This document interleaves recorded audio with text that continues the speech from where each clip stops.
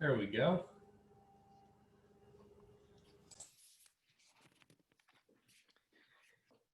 Sorry about that. All right. How's everybody doing today? Now that we can actually get into the Zoom meeting. All right. Great. Doing well. All right. Cool. So it's 1:04. We'll get started pretty soon here. I'll wait till 1:05 because we had a little technical difficulties getting everyone in here. Sorry about that, TJ. You're like, yeah, dude, is this the right room? I'm like, I don't know. I think somebody was on a coach. We hosted an event once as well, and like everybody had to have this passcode. I had no idea what the passcode was.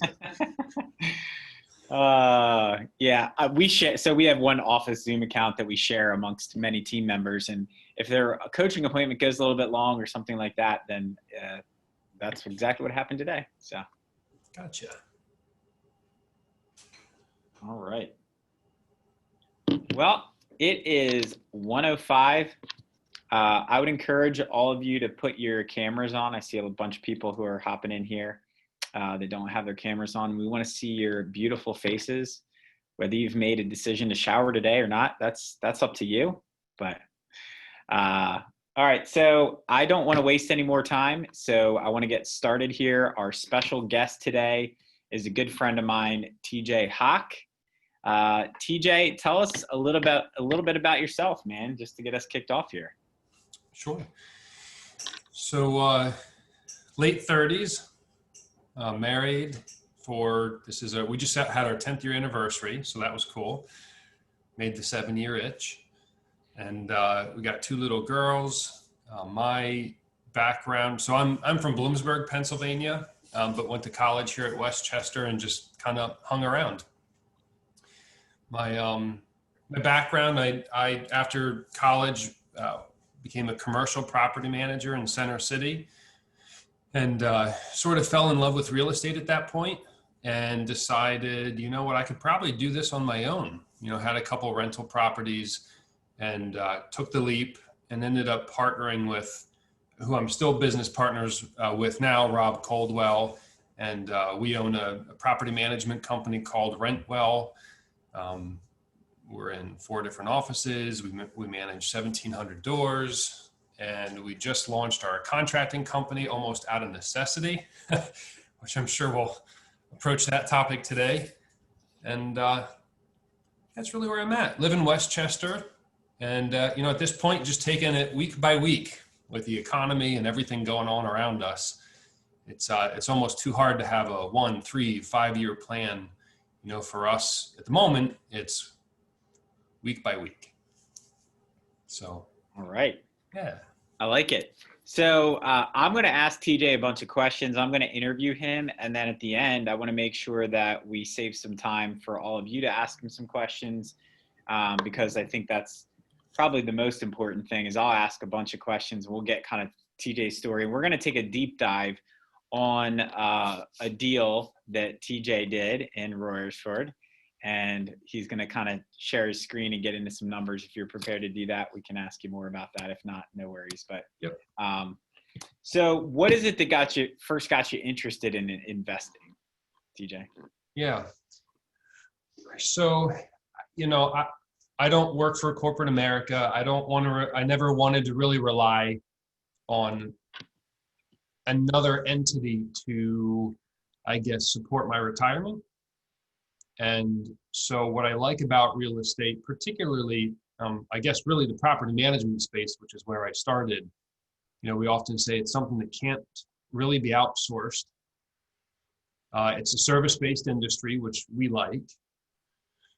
And there's economies of scale, so the more you acquire, the more leverage you have. And it's kind of the whole monopoly effect that hopefully you can begin to start buying larger and larger multifamily properties.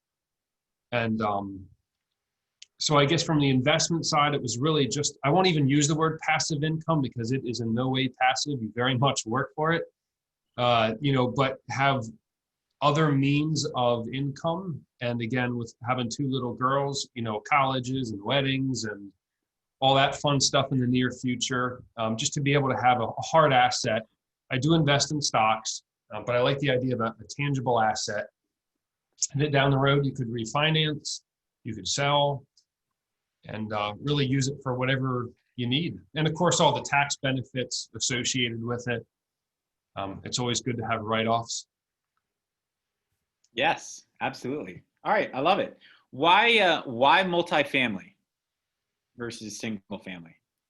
Yeah, so my preference, we have a lot of clients who enjoy single family. They'll have a portfolio of 30, 40, 50, 100 single family homes.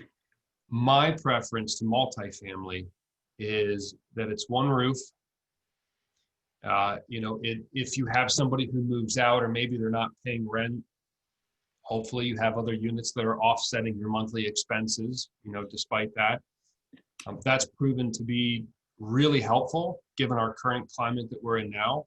We have a 15-unit building, and 3 of the tenants were not paying rent, 3 were vacant, but we were still able to meet our monthly debt service and every other, taxes, all that good stuff, because we had other occupied units in there. And in particular, I like the 5 or more unit buildings just because the appraisal values based on the performance of the asset. I mean, certainly the economy has a little effect on what it would come back at, but you're not really running comps at that point. So when you find a value add multifamily property,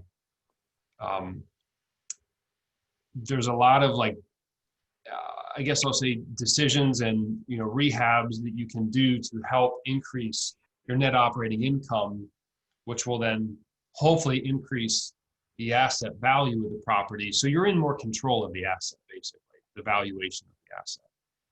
You can force the appreciation and increase the value by the way that you manage the property and things like that. Correct. Yeah. Yep. What about so talk to me a little bit about what are some of the pros of multifamily, which you just went into? What about cons? What are the downside of multifamily investing? Well, the first one that comes to mind is resident complaints. Somebody smoking pot downstairs, somebody smoking cigarettes outside, somebody's too loud, they're wearing clodhopper shoes on the wooden floor. So, I mean, that would be one of them. It's, if you ever have a maintenance issue, maybe you've got a leak on the 3rd floor, it's working its way down through the 2nd and the 1st.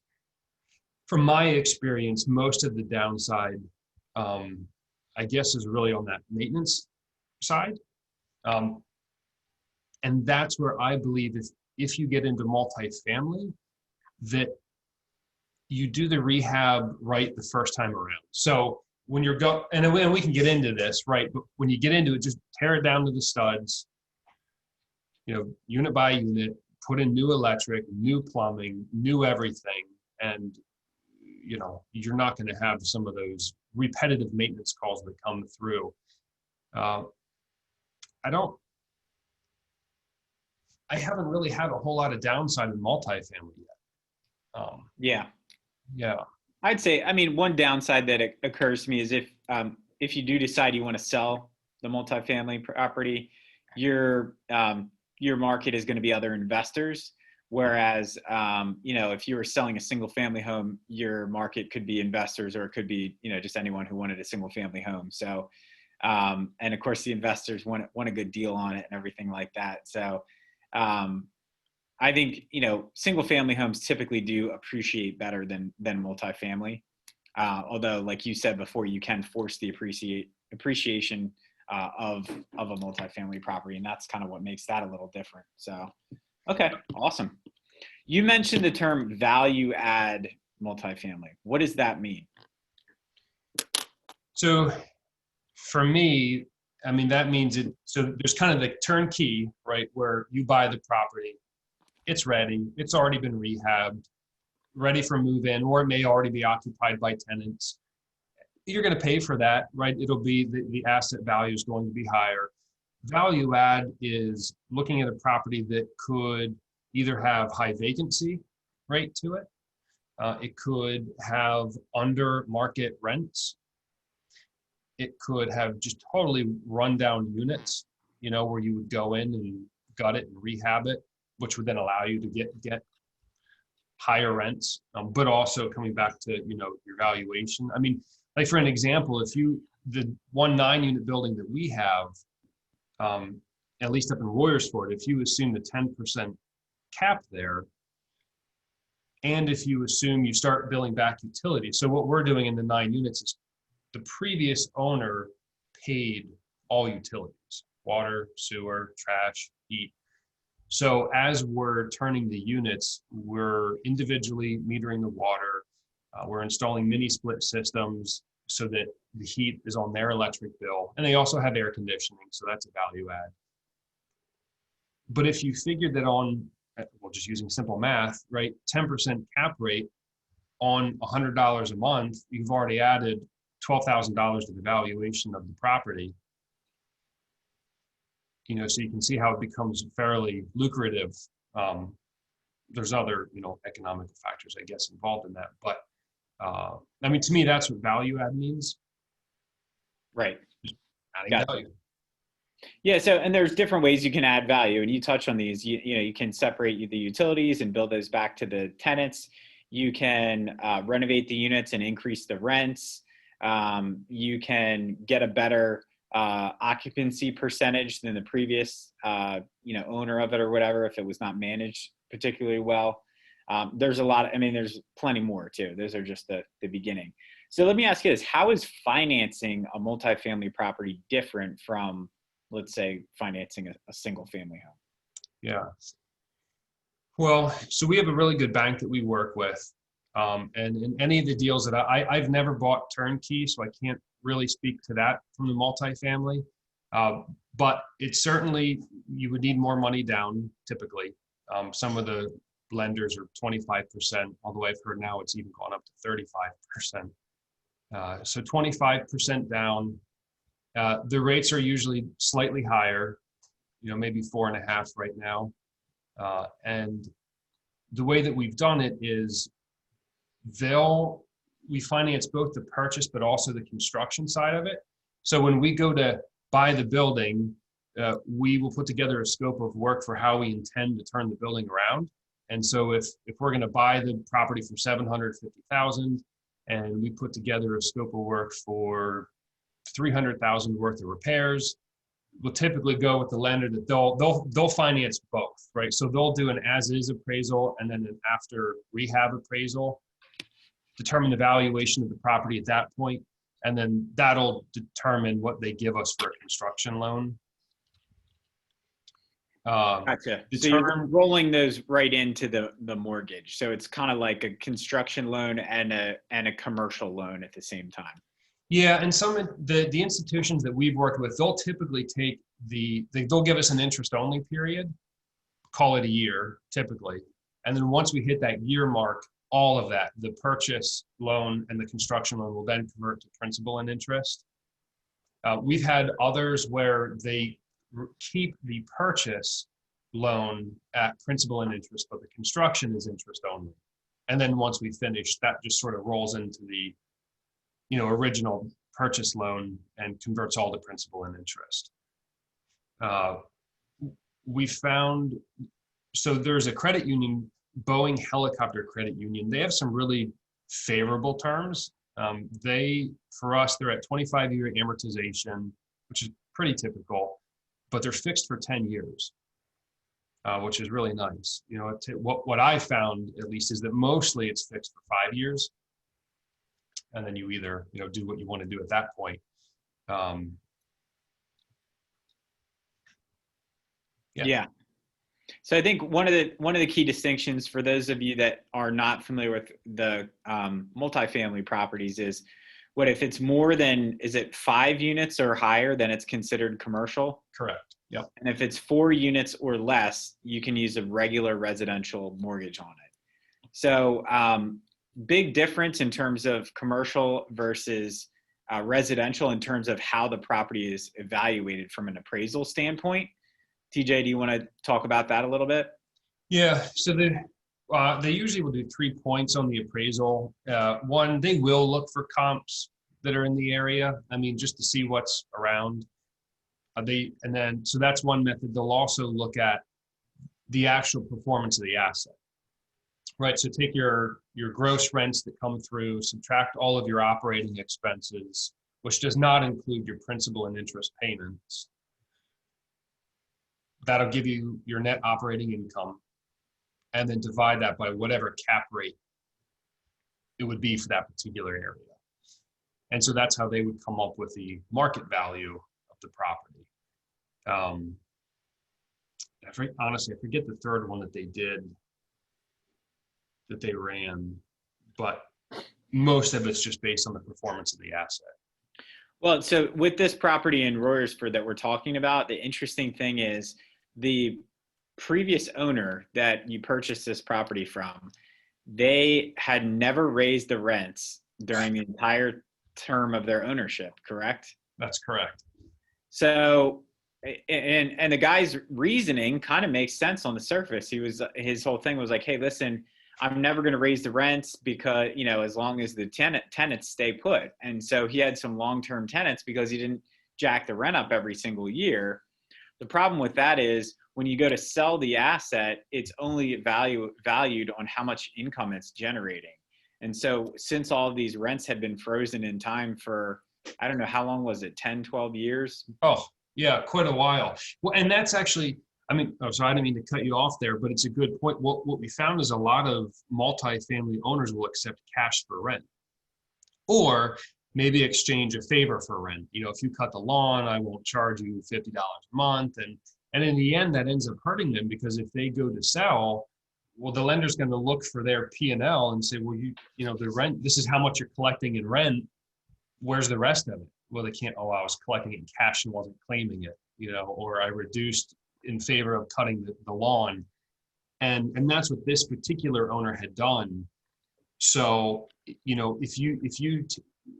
where this property is located, we're finding that for multifamily, the valuation's somewhere between $100,000 to $130,000 a unit on 9, so what's that, 9 times, call it 900,000, for the property, but we picked it up for 550 because his rents were very, very low.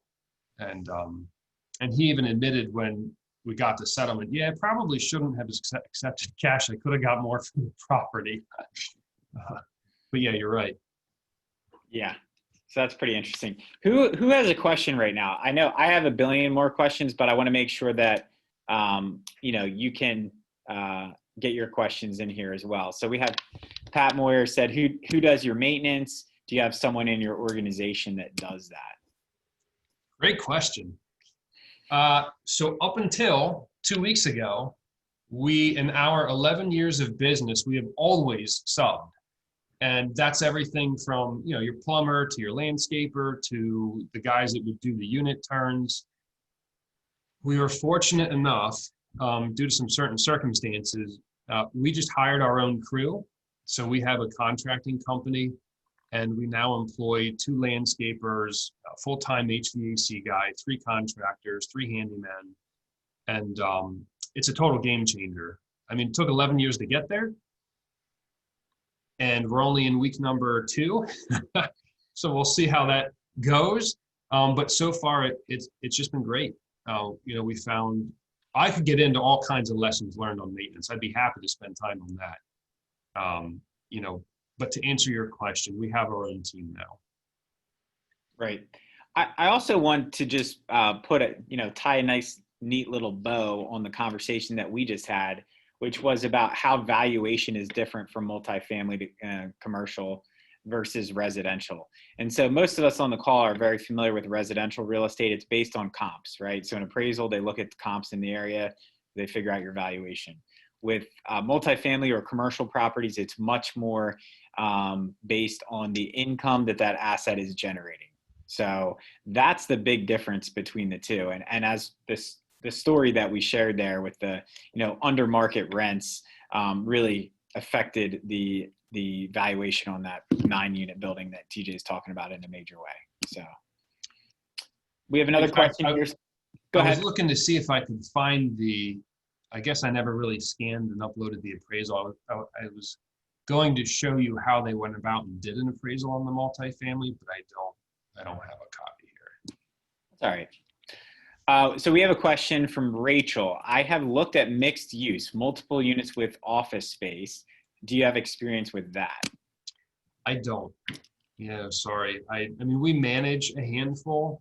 You know, maybe it's the pizza shop on the first floor with residential units above, or we have a daycare on the first floor. But I personally have not invested in that. I try to stay away from commercial just because the niche is in residential, and that's what we know. It's an interesting time to be in commercial real estate right now, I would think. So I can't imagine. Any other questions? I mean, I have like a bajillion questions, but I want to make sure that if any of you have burning questions that, you know, some of this discussion has brought up, I want to make sure you have an opportunity to ask. Hey, Caleb, it's Dan. Dan. TJ, I was listening to your loan, specs that you have there. Mhm. Was that for a commercial multiplex as well as a residential multiplex? Were you able to see the same, or is there differences between the two? Well, so we only have the residential, but in the lending world, if it's over 5 units, they consider it a commercial loan. Mm-hmm. So what I was referencing was purely just like a 9-unit building, a 15-unit building, residential only.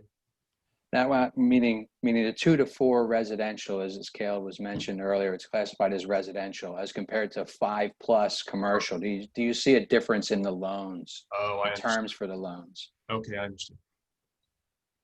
Not really. I mean, I've been able to get 30-year fixed on the 4-unit or less. We've worked, I guess probably the biggest area is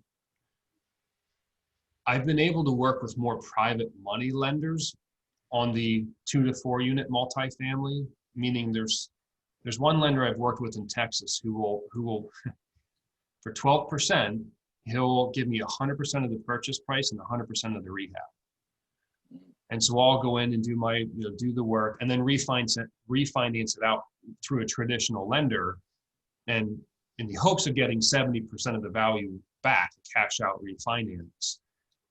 So I'd probably, from my experience, the biggest difference is you can go more private money to buy and do the rehabs for a 4 and under unit. Great, thanks.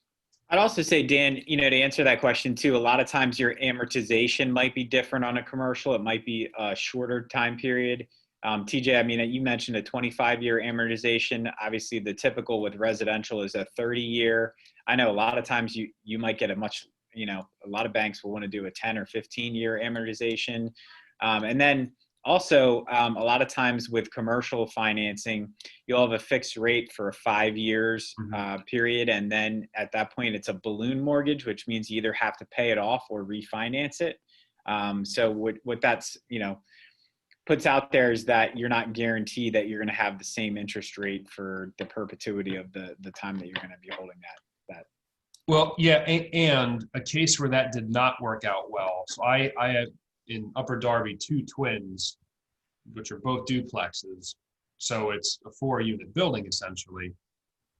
But because they were 2 separate parcels, 2 separate deeds, they ran a comp model for the duplex based on recent sales in the area. And that was the first one, I guess, where I really learned not to overdo your rehab. Because here I am separating all the utilities, and I upgraded some of the countertops and the cabinets, thinking, well, this is great. My net operating income is XYZ at 11-12% cap. This should be the valuation.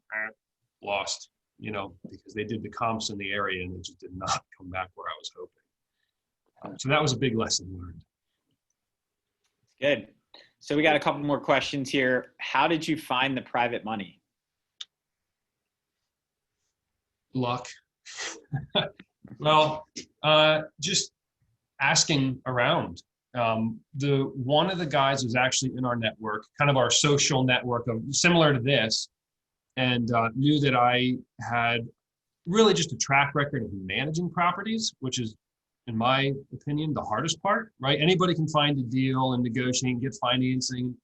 And yes, you make money when you buy the property, but you know, can lose a lot of money through poor property management. And so they knew our track record on the management side and said, well, hey, look, if you have another deal, you know, I trust that, you know what you're doing. I'll work with you. Another guy, really, I just reached out to. They're local here, and somehow I got an email from them, and I just wrote back and said, you know, here's a project. What do you think? And we met in person. It's very much a relationship business when it comes to personal or private money lending, and usually the rates are considerably higher. 12% is typically what it is, anywhere from 10 to 12, but usually 12. And that's really how I found them, just asking, talking to people. And then we have another question here. How much of your business is managing properties for rental property owners rather than your own properties? And is there a sweet spot in terms of number of doors where it makes sense for an investment owner to bring you in to manage them for them? Great question. We manage 1,700 doors, and 100 of them are our own. Between my business partner and I, we have 100 doors. So we just started this journey owning ourselves 3 years ago. So the ratio there is pretty low. And man, it just depends investor by investor when it makes sense to hire a property manager. We find, I'll just use the word, the millennial investors. We find that they typically hire a property manager from the get-go because they're busy, they're working, they don't have a lot of free time. So they'll usually hire us from their first property that they buy and then grow with us. Some investors, I guess what we found is once you get to 100 doors, and this is putting myself out of business, but once an investor gets to between 100 and 150 doors, they typically take back the management themselves because their assumption is that it's cheaper for them to hire their own employee, like a W-2 property manager that'll do everything, the leasing, the management, the maintenance. And eventually they come back because they realize there's a lot more to it. But I really think that's just a personal preference. We have a lot of out-of-state investors who might only have 3 properties, but because they're out of state, they choose to work with us. I'm not sure if that answered the question. I think it did. All right, so let's talk about this specific deal that we're referring to. So 159 Main Street. How did you find that deal?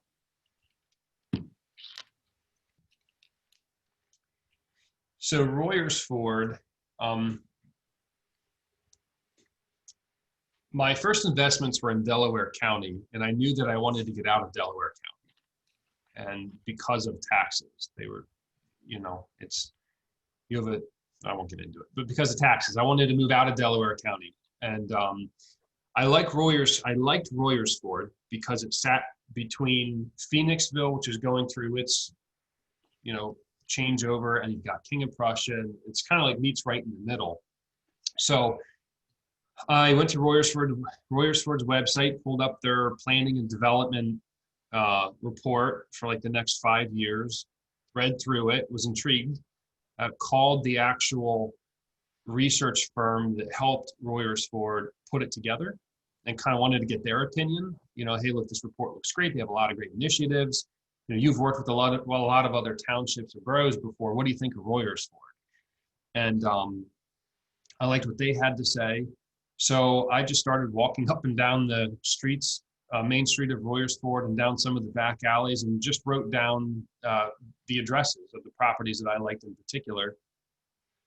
And I stopped in the borough hall and, met some of the council members, went to a few of their monthly meetings. And then I just sent letters. I went to the MLS and looked up who the property owners were and sent probably 100 letters.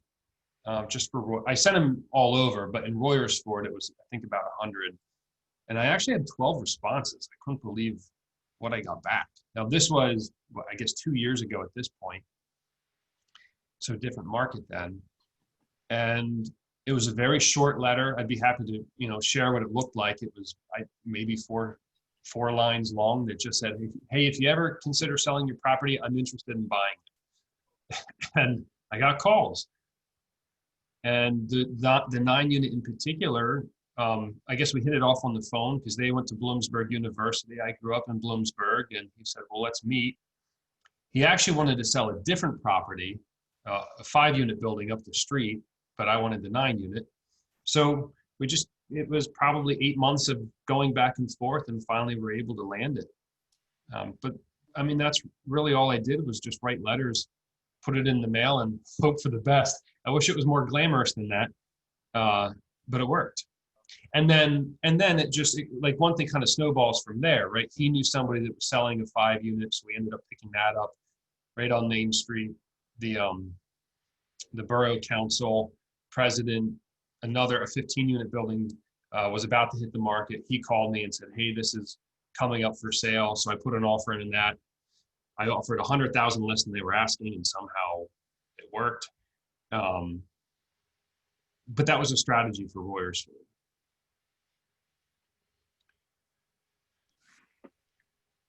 Well, what I heard you say there, TJ, is that you did a lot of research there. You didn't just write the letters. You did a lot of research before you did the letter writing. So right, yeah, that's awesome. Well, and especially if you go ahead. I was just going to say, I think a lot of people think, oh wow, finding off-market deals, like, that's so exciting. It's actually really boring and it's work, right? But like that's what you have to do. It is. Well, then it starts to become this guy. I told my wife, like, do I have a gambling problem? I'm just not at casinos. Because then you start writing letters, and was somebody going to write back? And, I got a call, and then. But it does become fun. Yeah, it's fun once people start calling you back and you find a good one. So, all right. Any other sources of off-market deals that you've found that have worked well for you? Well, I mean, I've used the MLS and just looked at expired, and I would go back 2 years, but expired listings or canceled listings, and reach out to the agent that had it listed at that time. And I never bought anything using that method, but I did get into a few multifamily properties and look at them from that method. So yeah, that worked.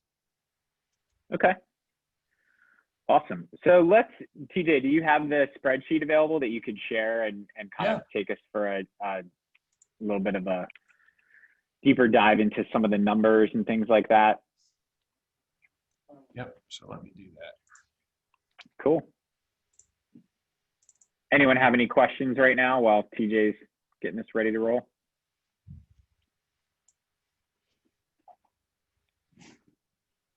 All right. All right. I can zoom in here because this is probably pretty small. Whoa.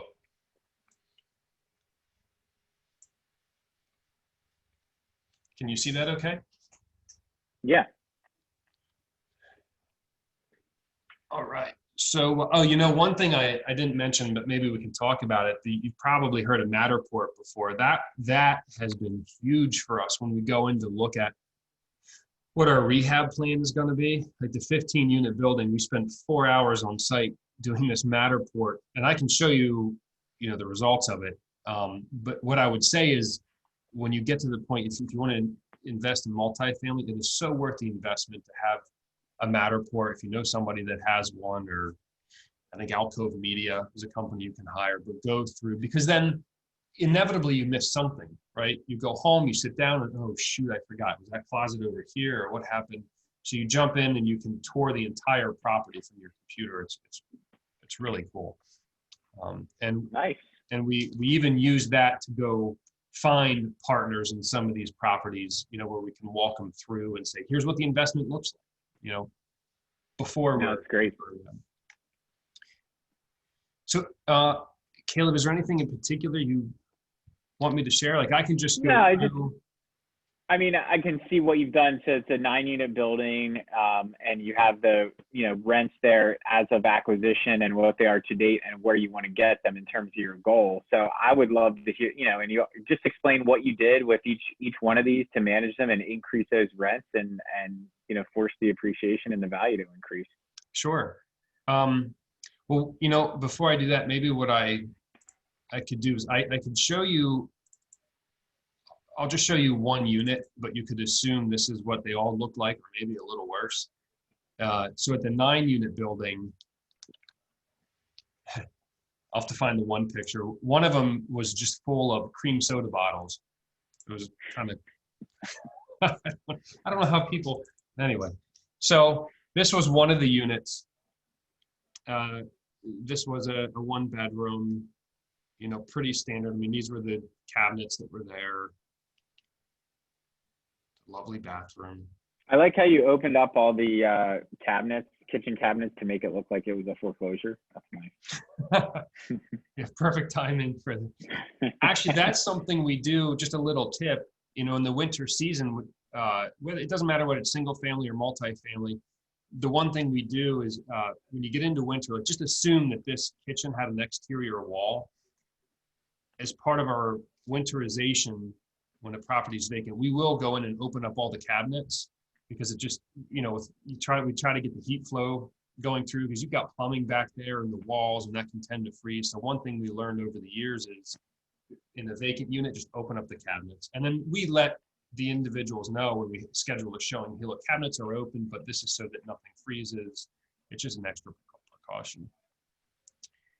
And this happened to be in the winter time. So, I mean, you get the idea, you know, it's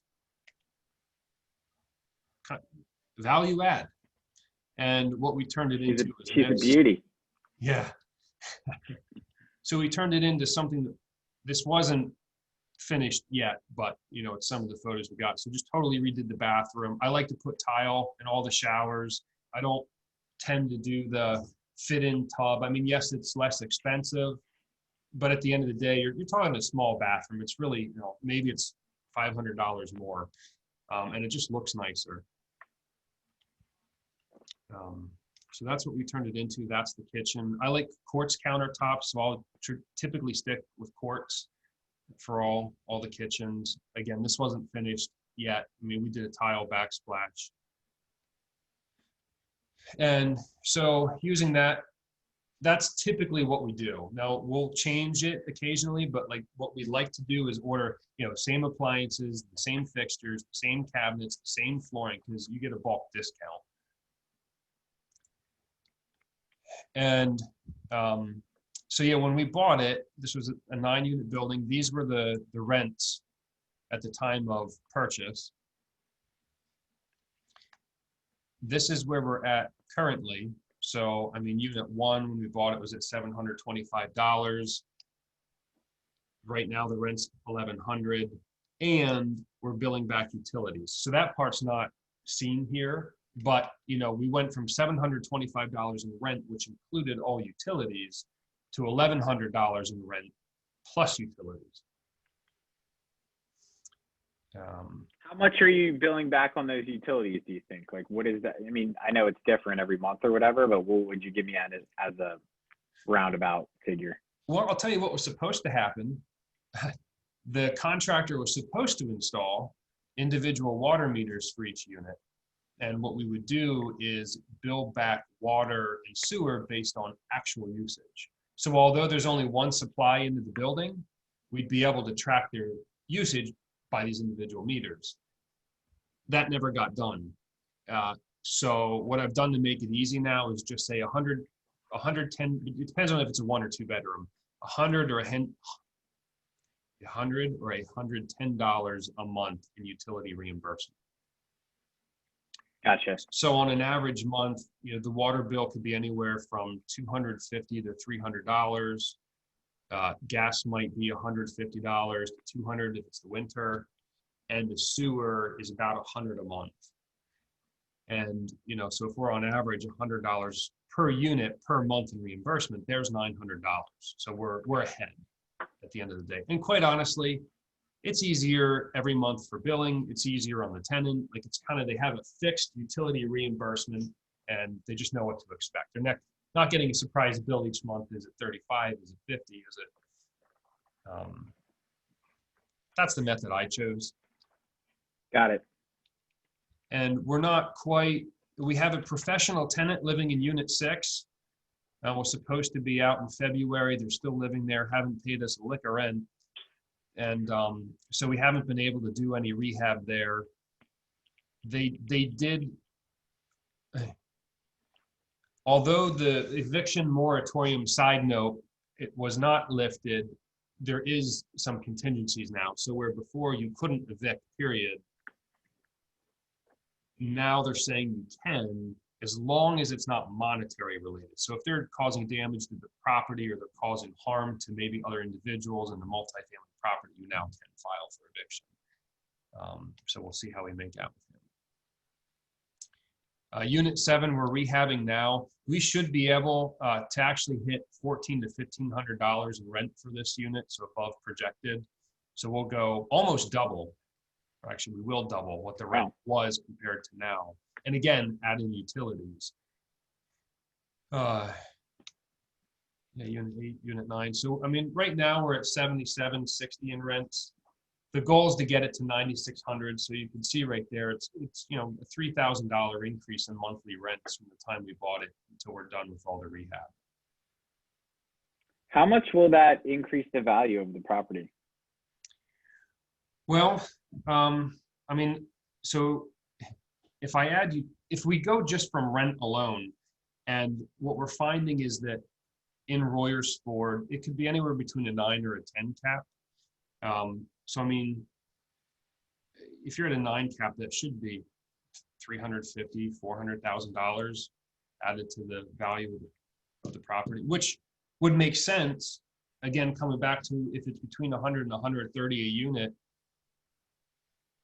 and we bought it at 550, maybe 950,000, 900,000.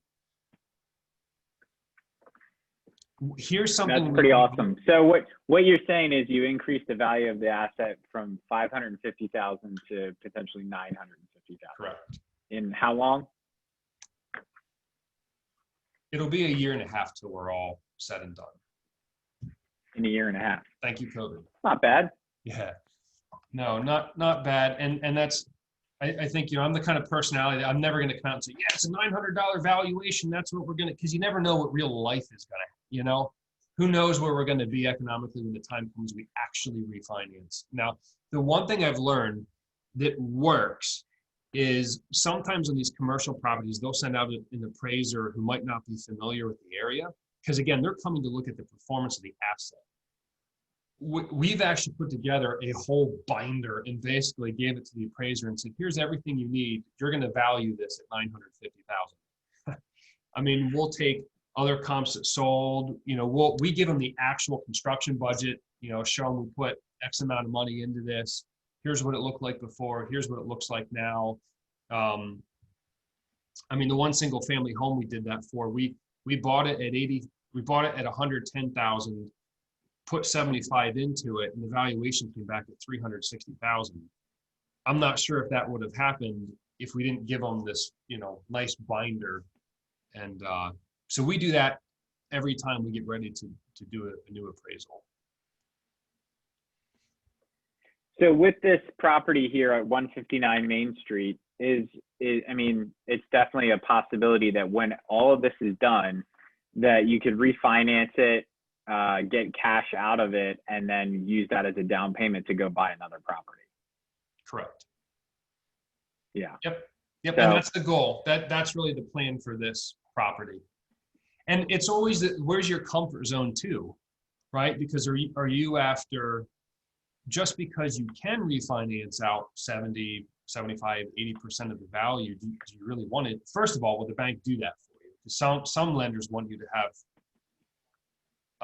I guess, a greater stake in the property. You know, they might only cash out 50% because they want you to have more money into it. But it's really, what are you after? Because you could refinance at a lower cash out rate, therefore having a lower loan and having more cash flow, or you could diminish your cash flow but have more cash in hand when you refinance to invest in another project. So I think it's really, what's the comfort level of the investor? You know, what are you after? Awesome. Thanks for sharing that with us. Who's got a question for TJ right now?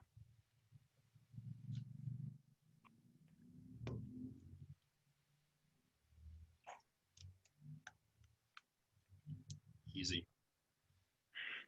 Hey TJ, this is Matt McDevitt. I just have a question on how deep into credit checks and background checks you go to kind of select your tenants, or if you subcontract that out to somebody else. Yeah. So we do a national background search. I think where some landlords go wrong is they just look local. I can speak to this area, right? A lot of times you look at tri-state. Okay, is there any records in Pennsylvania, New Jersey, Delaware? We do a national search. We obviously look for credit. We look for anything that might be in collections. Typically okay if it's student loans or maybe medical bills. It just kind of depends on how high it is. We do previous landlord reference checks. So we will call previous landlords and just ask, how they were. We also factor into just how do they communicate during the process of wanting to apply. And, obviously get proof of income, all that stuff. But I mean, we spend a lot of time on the background check.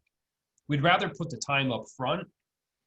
Now you can't screen for crazy, right? But I mean, for everything else, we do spend a lot of time because it's a relationship. We want them to stay there. We try to get 2-year leases. That's our goal. We don't really do 1-year leases. We like to get 2 or more if we can. The other thing I'll say as well is when you do fix up, and this is a mistake that I made early on in my career in investing, I was buying, properties that I could afford, right? Cheap rental properties. And what ends up happening is I would fix them up, but I wouldn't fix them up as nice as what you're doing with these properties, TJ. And what ends up happening when you go the extra mile and you make the properties really, really nice, you're going to have a much bigger pool of people to choose from an applicant base. And when you just buy something that's cheap and you fix it up just enough to get it rented out, you're going to get a tenant that just doesn't really care that much a lot of times. So I think it's really, really important to make sure that you're putting out there a really nice product for rent that's going to want to make people want to live there, right? So yes, and what I would also say is charge an application fee and don't waiver on that. 1, for fair housing, but 2, all our application fees will be $50 a person. So even if you have a husband and wife that want to move in, it's $100 for the application. And what we've learned is that also helps filter out other demographics, right? Because it's sort of, I guess the filter is how bad do they really want the property, or are they just looky-loos? And so we found that works. And we also, once you find, this is huge, it's going to sound so simple, but once you do find somebody that you want to move into your property, we will not do a key exchange until they've sent us evidence that utilities are turned on in their name and that they have renter's insurance, and list us as a certificate holder, because we've been caught before where they'll buy the policy, they'll move in and cancel it a month after they move in. And we've actually had it happen, and something happened to the property and then it fell on the landlord's insurance. So we like to be listed as a certificate holder, because then we get notified if they cancel their policy, which is a breach of their lease, and we go that route, cure or quits. But definitely put yourself on as certificate holder. So a couple questions for you, TJ. How much turnover did you have in this building when you raised rents and redid the utilities? A lot. Everybody. We've turned over 100% of the building, and that was premeditated. We knew we wanted to do it. You've got to be comfortable with the conversations before you do it. It's a gut check, because you're moving people out of their home.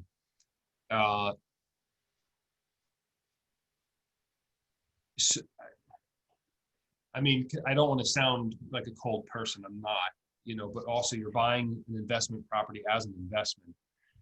And man, was I accused of all kinds of stuff, but you just don't let it get to you.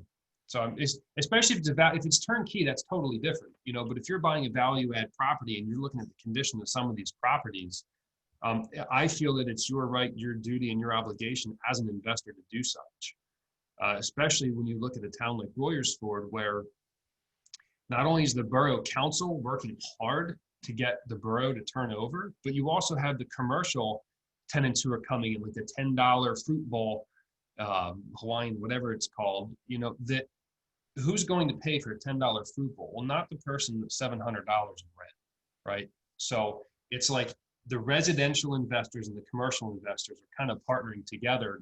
It's our responsibility to get the resident base in who will be able to afford the microbrewery that's coming into town, this fruit bowl, the yoga shop, all that.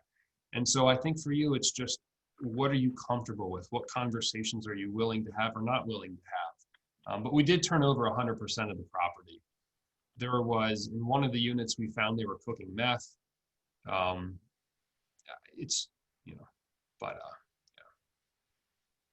That's a keeper right there. That's a keeper. the one unit, we look, please don't judge me.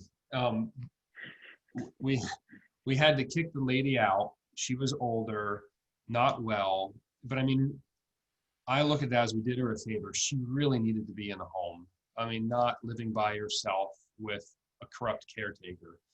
And anyway, so we moved her out. We got her support. We came back in. Here she broke through the window and was asleep on the couch with like a crack pipe next to her. Scared the crap out of me when I walked in.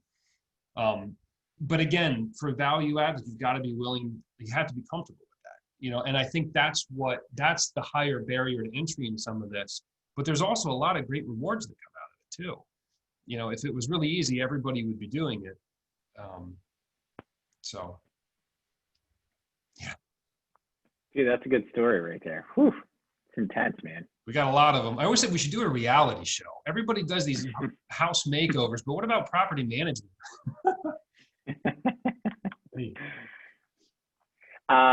We also have another question here. Do you get parent guarantee for young professionals?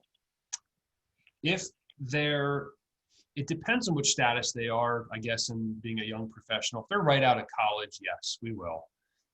But if they've been in the working force for 3 to 5 years, they have really great credit. They can prove on their income that they have. We look for 3 times. We want their take-home pay to be 3 times the rent. So if they're at that or greater, if they have a really strong credit score, they have no previous landlord-tenant complaints or court cases or evictions, or we typically won't do that. If it's a student rental, 100%. Even if it's not a young professional, maybe, it's somebody who just has a lower credit score or lower income, we will ask for somebody to just countersign on their behalf and guarantee it. And then again, like that person has to apply. We do a background check on that person. We get credits, we go through the same exact process. We don't just trust that, they're there. So even if it's a parent, they still have to apply. So TJ, what went sideways on this deal? Construction. Everything looks great on paper, and then you get in and you actually do the work. If I could share one thing, it's when you're doing due diligence, have a really well-defined scope of work. And that's down to every bit of detail. And walk through it with a contractor. If you have somebody that like, and trust, walk through it with them during that part. Because where we went wrong is we thought we knew what we were doing. We were in property management for 11 years. We know what to look for. And we walked through with the handyman, not even realizing what the electric was like in the property, not even realizing, what some of the old plumbing was like in the property. And so I'd say like point 1 is if you have any good contractors in your back pocket, take them with you. If you don't, ask around. I'm sure somebody has, somebody who'd be willing to walk through with you. Ask a lot of questions during the inspection. I'll use the word home inspection, but it's different with multifamily. ask a lot of questions, be there with the inspector, take pictures yourself. When it comes to the contractors, what we did not do is move sooner when there were red flags. And I could go through kind of what that looked like, but we sort of wrote it off and said, okay, well, it is COVID, or okay, it is, whatever other excuse, even though our gut said something wasn't right. And I don't know if we were just afraid to make a decision, if we were afraid to stop a project midstream, it's shoulda, coulda, woulda. But as soon as there's red flags, make a move. Interview the employees. So if it's a larger contracting company, talk to the employees before you hire them. What's it like working for the guys that are running the company? Do they seem honest? Do they do what they say they're going to do? Because they'll tell you anything, right? They want to get the project. $250,000 in renovations. Yeah, sure. Sign me up. Check on the jobs frequently. We had worked with this contractor for 5 years, and I think we had too much trust in them. We did not check on the jobs as frequently as we should have. We did not, normally we request pictures or video updates from contractors for anything. But for our own projects, we didn't do it. For our clients, we won't pay an invoice unless we have a picture that the job was done. And we didn't do that even for our own project. And have a vendor agreement, like a contractor agreement in writing. And I'd be happy to share, one that we use. But I would say get it in writing, and even put stipulations in there. Like the one thing that we do is, if they're saying that the deadline will be October 1st, great.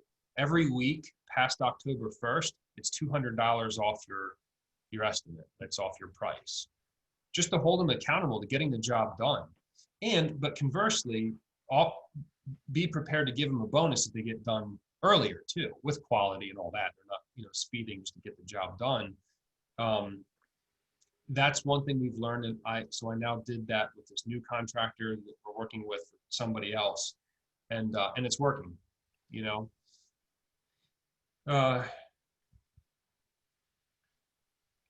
I just say maintenance is what went sideways, and we should have spent more time having a better scope of work. Because then what's going to happen, and build in float too.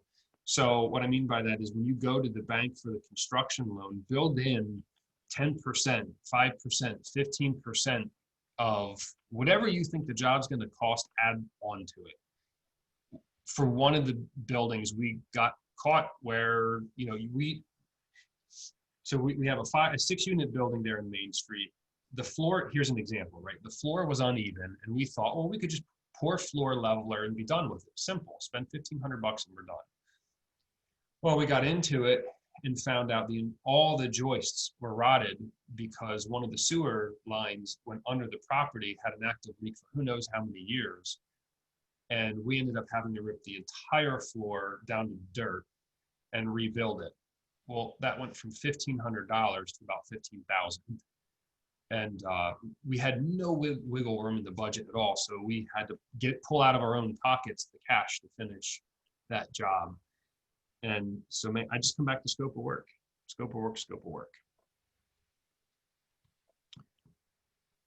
Yeah. Nice. All right. I love it. What other questions do we have here? I see Henry posted a comment. It would be great if you could share your contractor agreement. Yep. All right. I'm just going to write that down. So. Okay. Cool. What other questions do we all have right now? Oh, also great opportunity. Yeah. Here's 2 more things. Ask for their bank statement, because you want to see where their float is on this stuff, right? If you're giving them a large job, I'm not talking like a $5,000 bathroom rehab or a $10,000 kitchen, but if you have them doing major renovation, $100,000+, ask them for a copy of their bank statement. Blank out all the important information or confidential information, but you want to know if they have enough money in there to pay their guys, because we ran into that too. We hired this contracting company, and now they're coming to us saying, hey, can you pay us directly? So see if they have enough money in the account for float, and also insurance, just like the tenants, but rather than certificate holder, ask to be named as additional insured.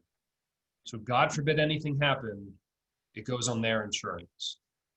A case in point, I've been through 5 slip and fall lawsuits in the last 6 years. We are named as additional insured on the vendor's policy who does the snow and ice management. And every single time it's fallen on their policy because we're additional insured. Very important.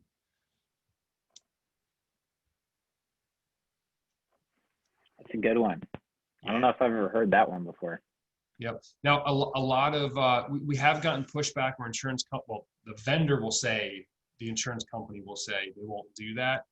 And we ask for, the contact information of the agent they're working for, and we'll explain why.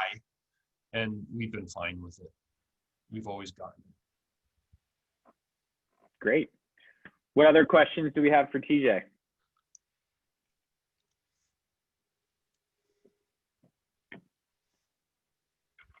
TJ, I'll ask you one. Oh, go ahead. TJ, you mentioned buying in bulk and pretty much using the same type of materials. Where do you actually buy in bulk? What vendors do you use for that? Yeah. So for lumber and like some window stuff, we use tag lumber. Multiple reasons. The quality is so much better than a box store like Home Depot or Lowe's. You go to buy a 4x4 post at Home Depot and the thing is like some funky shape. Where if you go to a good lumber yard, you're going to get a nice solid straight piece. And they'll end up doing free shipping, if you order a certain quantity. Appliances, we like to work with any local supplier firm. And we've worked with Queen Appliance before. There's another one called Big Don's. They're a local firm in Delaware County. Washington Brothers, I think they're in North Philly. We will not buy appliances from Home Depot. They break down, they're not as well insulated. We just find that we're replacing appliances more often if we buy them from Home Depot or Lowe's versus a specialty like a Weinstein's Plumbing. We buy a lot of fixtures from Weinstein's. They're just higher quality. You'll all see Moen. You see Moen at Home Depot and Moen at Weinstein. I know this to be true because I know somebody who works in that department for Home Depot. Even though it has the name Moen on it, it's not the same quality as going to a supply house. So you're going to pay more. But again, coming back to, I only want to touch it once. If I'm going to put in a faucet, I want the thing to last 10 years. Especially because we know tenants can be hard, on appliances. They can abuse them pretty good. So I want something durable. Do you normally get a break at 3+ or 5+? I guess depends on what, you're actually buying, but just take an appliance, for example. Yeah, well, I'll give you an example. The one supply house we're using, we're buying 3 refrigerators, 3 stoves, 2 dishwashers, and we're getting that all for $7,000. Stainless steel, with delivery and taxes and all in. So, usually like if you go to a Queen's Appliance, once you get to like 3 or more, they'll give you a pretty good break. Great. Thank you. Yeah. Let me ask you this, TJ. What do you see? What's a common mistake or the most common mistake that you see most multifamily investors make? Not putting enough money into the investment up front. Taking shortcuts, hiring the cheapest contractor. And that can mean they're not licensed, they're not insured, whatever it is. We're long-term hold, so for us, we want quality. We're happy to pay more for somebody who's going to do a great job. And we find, again, I can only speak to my experience, but a lot of times investors will take the shortcut because they want to spend as least amount of money as they can. And It depends on where you're investing. So like if we were to use Philadelphia, parts of Delaware County as an example, spend the extra money before you buy to scope the lines, the sewer lines, because we find that a lot of them are, you know, they're old and they're starting to collapse. So scope your lines, just check the quality. It comes back to scope of work. Like check as much as you can. Maybe get insurance, you know, for exterior plumbing. Me personally, I've already had to use it, which is great. Thank God I had it. I would have spent $7,000 to dig up the sidewalk and replace, you know, the supply. So anything you think if your gut is telling you to check something, check it. Don't say, it'll be fine. You know, check it. Your gut is telling you that for a reason. And again, I can only speak to my experience, but some from other investors I've spoken to, like they kind of say the same thing. I'll say this too. I mean, I think when you buy a property, the perfect time to put that money into it and rehab it is right when you buy it. Like, so I love that the way that what you're doing is you're doing the value adds where you're getting the construction loan baked into the whole loan and everything kind of right away, because you can just get it done. And then, you know, theoretically you've got that unit in really, really good shape for the next 5, 7, 8, 10 years, you know, Yes. Other than painting or carpet or whatever. So that's a really good point. Do it as soon as you buy it, right? Because the chances are you're not going to do it down the road, or you're going to like go into it with the intent. You'll be moving people out with the intent that it's going to take a while to do some rehab, with the intent like it's going to be messy for a little while. Because if you've had the property for, you know, a year, 2 years, 3 years, I think mentally it's harder for most people to basically start over at that point. And you can typically get a little more favorable lending terms going into it up front, you know, with that being the expectation. So we also had a couple questions here. Weinstein's for single family or also for multi-unit? All the above. Yeah, Okay. all the above. Best vendor for counters, tile, etc. I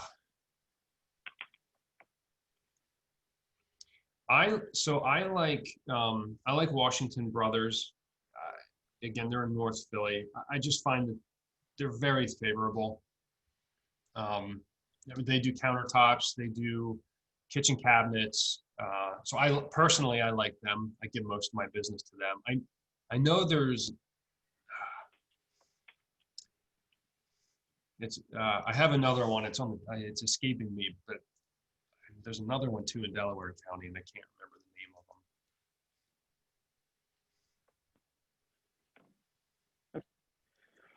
Awesome. Any last? Oh, I'll ask you one last question. If anyone else has a last minute question here for TJ, this would be your opportunity. TJ, what is your favorite business or investing book? So I just finished Humanocracy, which is a play on bureaucracy. Sometimes I get emotional almost talking about this. It's been 11 years of really hard work. And what I mean by that is we started with nothing. You know, no outside funds, no debt, and we grew a business from nothing to 1,700 doors, you know, 4 different states. And Humanocracy is all about removing all the bureaucracy in the business and empowering the people on your team to think on their own, to feel like they have the ability to contribute and just help you grow. I mean, that's like in its most simplest form. So yeah, that was the most recent book that I read, Humanocracy. It's really, really well written. All right, I never heard that one. It's just brand new. It just got released. And then of course every day I read. I mean, just my thing, but Jesus Calling. It just helps me. I wake up pretty stressed most days, so that helps me recenter. But that's what I read. Love it. Yeah. We have another question in here. What is typical charge for property management? Oh, I love that question. Uh-huh. Let me guess. The answer is, well, it depends. So part of where we want to be, put it this way, blended rate. Everybody wants to argue against management fees, management fee, management fee, management fee. And what they're missing is what's being charged, what else is being charged, right? So typically your management fee is going to be somewhere between 6 and 10%. And then there's the lease renewal fee, and then there's a tenant placement fee, and then there's the maintenance markup. You know, some property management companies have a yearly admin fee or a technology reimbursement fee. When property management first started, the management fee was 13%. And that's it. That's all there was, 13%. Then there was this race to zero. Who's going to be the cheapest property management firm out there? And what they found is that you literally cannot make money in this space if you charge less than 13%. So on average, your blended rate is going to end up somewhere around 13% when you put everything, together.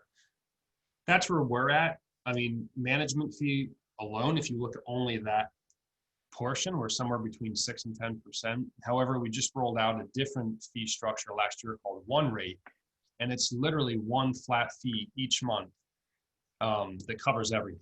So it might be like $150 a month, and that's it. And for us, we're taking a little bit of a gamble because we're saying, okay, well, when we do tenant placement, if it's $1,000 rental, we're taking that $1,000 leasing commission and spreading it out over a year. We're taking the management fee and spreading it out over a year. I would say as long as you're looking at like a blended rate of 13%, that's pretty typical. One thing to ask, management companies sometimes will say, well, we don't charge a markup on maintenance. Yeah, they do. Guarantee they do, but they bury it somewhere. And either they're getting a kickback from their preferred vendor, or it's in some other fee that they charge, because you can't not. This industry, you're lucky if you're doing 3 to 5% earnings. So it's purely a volume game. Yeah, and one thing I would say is if you're building if you're buying an investment property, especially if it's multifamily, just figure out what it's going to cost for a good property management company like Rentwell to handle it, and bake that into the numbers when you're making your offer, so that it doesn't, it's just a part of what it's going to cost you to put that deal together. Yeah, so that's actually a really good point. When you're doing your analysis, a lot of banks will just say use 5%. So even when you go to the bank for financing, if you do not have a property management line item in there, they're just going to use 5% by default. That is too low. So use at least 10%, because you're going to have your leasing. You're going to have some maintenance markups that come in. You're going to have 5% is just not realistic, in my opinion. Yeah. Yep. All right, last call. It's 2:17. Last call for any questions, and then we're going to wrap.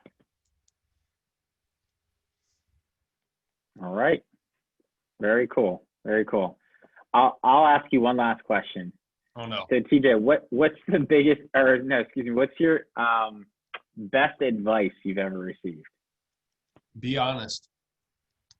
Hands down. Be honest. Yeah. Good. I asked my grandfather that. He grew up on a poor farm and he had a highway construction company, and at his peak had 350 people working for him. And I had asked him in high school, what did you learn? If you could boil it down to one thing? And he said, just to be honest. And I could go on a whole thing, but I think we all can agree that that's pretty important. And I think it's also with yourself too, not just with your clients, but also be honest with yourself. Coming back to, like, for us, these red flags came up and we should not have ignored them. We should have just got to truth sooner. I know Navy SEALs, a buddy of mine was a Navy SEAL, and he said they would often preach that. Accept reality faster so that you can move on. Accept truth faster so you can move on. And I'm pretty passionate about being honest. That's awesome, because one of the best pieces of advice I've ever been given is almost the same. It's a tiny different spin on it, which was a friend of mine who owns a huge business said, get honest quicker. get honest quicker. So, he was really talking about in your relationships with your employees and with your customers, your clients, and things like that. Because a lot of times, we know what we need to do or what we need to say, and yet we hesitate. We, just hope it's going to get better on its own or whatever, and it almost never does. So get honest quicker. That's true. Don't only be honest. Be honest quicker. Be honest quicker. All right. Well, TJ, I want to thank you for dropping all this knowledge and wisdom. You're very, very, I know you're passionate about asset management. You're clearly very, very good at it. You've been doing it a while. I love to see, the way hands-on approach that you take. And I know you're doing some really cool things to be able to see that you're, hopefully increasing the value of 159 Main Street by like $400,000 in a matter of, whatever, a year and a half, 2 years. That's pretty stinking impressive. So can't wait to see what your next project is. Yeah, appreciate it. Well, this was fun, and thanks for your time, everybody. Yeah. And any other Thanks, questions TJ. that come up, I guess you go through Caleb, that I'm happy to answer whatever I can. We're all in this together. It's a good space. Yep. If you or your clients need a great property management company, talk to TJ. I can get you connected. Rentwell is a fantastic company. So, all right. Thanks, See you, everybody. Yep. All right. Thanks for being here. Bye.